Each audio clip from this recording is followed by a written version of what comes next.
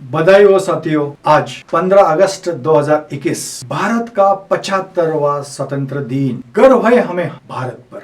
आज का दिन हम सबके लिए बहुत महत्वपूर्ण है। आगे कुछ बताने से पहले मैं मेरा परिचय कर देता हूँ। मैं अजित कानशिड़े भारतीय पिछले 22 साल से अध्यापन का कार्य कर रहा हूँ। इससे आगे सोच रहा हूँ मेरा योगदान इस भारत भू के लिए अध्यापन सहित सामाजिक और राजकीय क्षेत्र में कैसा दे सकूं। आपका आशीर्वाद और सहयोग हमेशा मेरे साथ रहेगा। हम सबको मिलके हमारा भविष्य उज्जवल करना है। सभी भारतवासियों का जीवन सुजलाम सुफलाम करना। ये बातें सुनने को बहुत अच्छी लगती है, वास्तव में लाने के लिए कार्य करना बहुत जरूरी है। तो हम सब मिलके क्या कर सकते हैं, इसके लिए थोड़ा इतिहास में जाएंगे। महाराष्ट्र में शिवाजी महाराज, उनका नाम गर्व से लिया जाता है। वास्तव रूप से वो राजा थे, लेकिन आम आदमी की सोच, आम आदमी का भला भली बातें जानते। उनकी पूरी जिंदगी जन कल्याण के लिए उन्होंने अर्पित की। दूसरा उदाहरण मैं देना चाहता हूँ महात्मा ज्योतिबा फुले और उनकी पत्नी सावित्रीबाई फुले, जिन्होंने प्रचलित अव्यवहार को चुनौती दी, एक आंदोलन तैयार किया, शिक्षा का महत्व पूरे भारतवर्ष को बताया। तीसरा और बहुत महत्वपूर्ण उदाहरण है अहिल्या देवी होलकर। सुशासन क्या होता है, कैसे करना चाहिए, न्याय इसका मतलब क्या है। कोई अपना नहीं होता, कोई पराया नहीं होता। जो अपने देश के लिए लड़ता है, देश के लिए काम करता है, वही अपना होता है। वो संदेश अहिल्या देवी होलकर ने अपने आचरण से पूरी दुनिया को दिया। अभी 100-150 साल पुराना उदाहरण लेना है तो तमिलनाडु के पेरियार जी का लीजिए। समाज में एक क्रांति लाई उन्होंने। और उदाहरण चाहिए तो ब्रिटिश काल में कोल्हापुर संस्थान के राजे छत्रपति राजर्षि शाहू महाराज, उन्होंने तो बोल ही दिया था, ये सिंहासन गया तो भी चलेगा, लेकिन आम आदमी को, सामान्य जन को न्याय मिलना, उनका हक मिलना जरूरी। वो राजे थे, लेकिन लोकशाही बहुत खूबी से जानते। उनको आम आदमी की आवाज सुनाई देती, इसीलिए तो उन्होंने जन कल्याणकारी काम किया।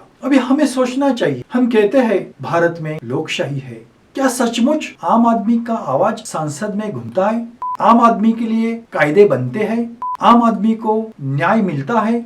आम आदमी जो कष्ट करता है, उसके कष्ट के मुताबिक क्या वो कमा पाता है? एक उदाहरण देता हूँ, कैसे हम बिहेव करते, कैसे हम जीते हैं। कोई ऑटो ड्राइवर हो जो हमें सेवा देता है, कष्ट करता है, खून पसीना एक करके परिवार चलाता है, उसने अपने हक का पैसा किराए पे मांगा तो हम उसे झगड़ते हैं। और एक बात, कोई खेत करने वाला, खेत में काम करने वाला, उससे जब हम सब्जी लेते हैं तो इतनी महंगी क्यों, उससे भी झगड़ते हैं, भाव कम करने को बोल। क्या उस समय हम सोचते हैं उससे उतना मुबादला देने से वो कितना कमाई करेगा, क्या वो अपना परिवार खुशी से चला पाता है? दूसरी तरफ ऐसा बहुत बार होता है, आपसे ज्यादा पैसा मांगा जाता है, लेकिन आप कुछ नहीं बोल। क्यों?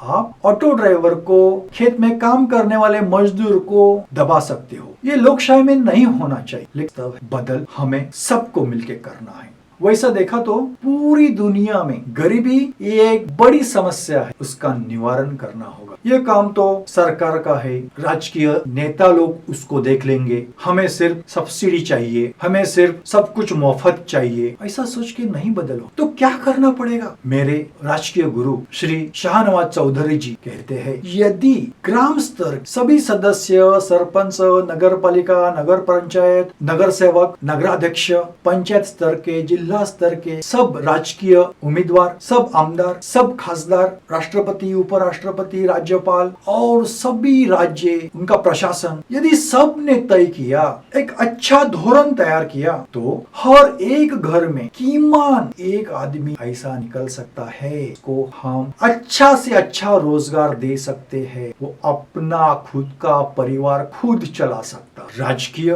प्रशासकीय इच्छा शक्ति, और ये काम सब मिलके कर सकते। ऐसे कई सारे मुद्दे, कई सारे विषय हम इस सुस्वराज्य चैनल पे लाएंगे। इसलिए आपकी राय, आपके कमेंट्स, आपका सुझाव मेरे लिए बहुत बहुत महत्वपूर्ण है। आज सिर्फ मैंने प्रस्तावना की, आगे आप जो सुझाव देंगे वो विषय लेके मैं इस चैनल पर फिर आपसे मिलूंगा। आपको मैं विनती करता हूँ, इस चैनल को ज्यादा से ज्यादा सब्सक्राइब करें। ये वीडियो को अच्छा लगा, बिना झिझक लाइक और अपने दोस्तों तक पहुंच। तो चले सुजलाम सुफलाम भारत, जिसमें सुस्वराज्य है वो निर्माण, शुरुआत आज से करें। दोस्तों प्लीज मेरे फेसबुक पेज को, इंस्टाग्राम को फॉलो कीजिए। हम सब मिलके भारत में सुस्वराज्य लाएंगे।